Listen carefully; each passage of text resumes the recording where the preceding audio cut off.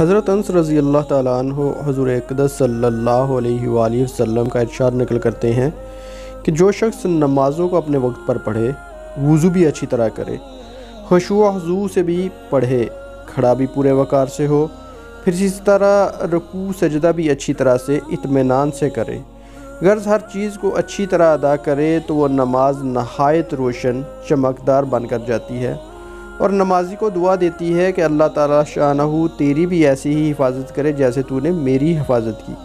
اور جو شخص نماز کو بری طرح پڑھے، وقت کو بھی ٹال دے، وضو بھی اچھی طرح نہ کرے،